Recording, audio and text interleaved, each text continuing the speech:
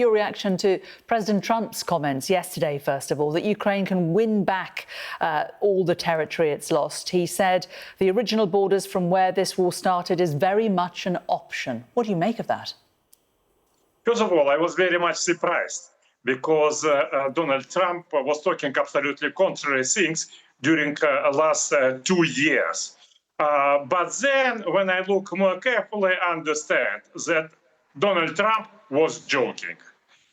It was his joke to Zelenskyy, because on the meeting, as I know, Zelenskyy told Donald Trump, look, Ukrainian army is very strong, Ukrainian army is going forward, Ukrainian army now ready to have hit to Russian army. And look, we stop gasoline station working in Russia, Russian economy in trouble and so on.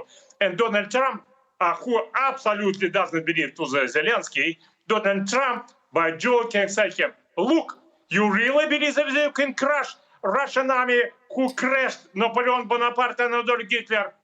Go ahead. So you really think Trump was joking? Because he also said that in his words, Moscow has been fighting aimlessly for 3.5 years.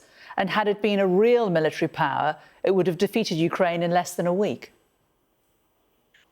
From those things, I think Donald Trump partly criticized Russia and criticized Vladimir Putin, because Donald Trump wants to get Nobel Peace Prize because of stopping Ukrainian war, and he make the pressure on the both Russia and Ukraine, and trying from Russian side to have more ready to compromise. And I think Donald Trump don't satisfy that from his point of view, Putin not ready for such compromise which are needed for the peace deal. We disagree with this. We believe that Russia, if Russia not taking Odessa, Kharkov and Kyiv, it's already great, huge compromise. And compromise to not to stop political repression against Russian language and Orthodox Church, impossible. I mean, Trump also described Russia as a paper tiger. Now, this is something that Russia has pushed back on. It seems that those in around Putin don't believe that President Trump is joking. It's not so joking. I think it's everybody a surprise why great, absolutely great Russian army didn't crash the Ukrainian army yet. But first of all, the explanation is very easy. There are no war between Russia and Ukraine. It's the war of great Western coalition against Russia by using Ukrainian army as proxy army. It's exactly as the Iran used Hezbollah, exactly Western country use Ukrainian army. That is very much the way you see it, but it's not the way that the rest of the world seems to see it. And it now seems that President Trump is coming alongside those in the West who have supported Ukraine throughout this. Are you concerned that President Trump appears to be changing sides? No. We think that Donald Trump uses this words for Zelenskyy just for keeping Donald Trump's position more strong. The United States will be not part of this Ukrainian war. This is not war of the Trump, it's war of the Biden. That's why United States will be ready to sell weaponry to Europe if Europe wants to give this weaponry to Ukraine. But United States itself will not take part in this war directly. To our regrets, it's not exactly true, because American army partly taking part in this war, giving so-called intelligence service information. It's not intelligence service information. It's not about spy and modern James Bond information. It's just targeting of the Ukrainian rocket missiles and artillery on the Russian position.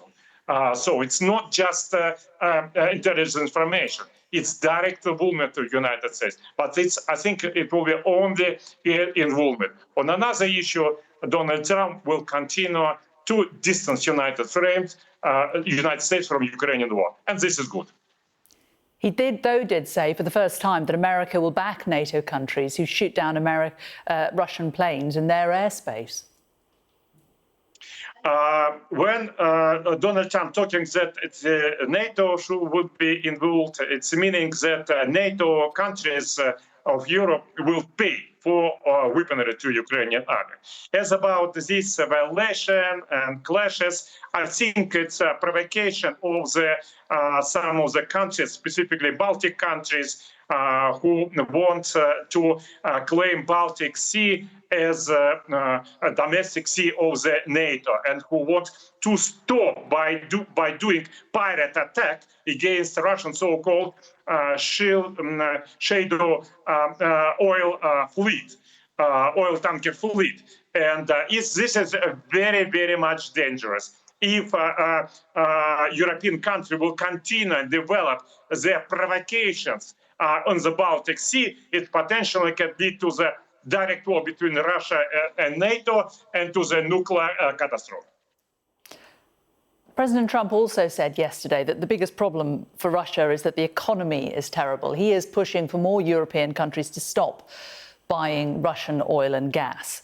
How much worse will the Russian economy become if Europe stops doing that? Russian economy now is not in ideal situation, but nevertheless, during last few years, it's in better, much more better situation than economy of European countries. And we had during, maybe you also, I think, had from different sources, from European politicians, American politicians, oh, Russian economy in great trouble, Russian economy will be crashed because of this massive storm of the economic sanction. But what is the result? The result is the economic growth of Russian economy previous years was 3.5%. Compare this with 1% in Eurozone and 2% in United States of America. Now, Russian economy, because of some very conservative policy of the Russian Central Bank, has a little bit more problems. But nevertheless, no chance that Russian economy can be collapsed because of those sanctions. Because Russia is great, big country, and also because most of the world want to continue economic relationship with Russia and to buy Russian gas and oil.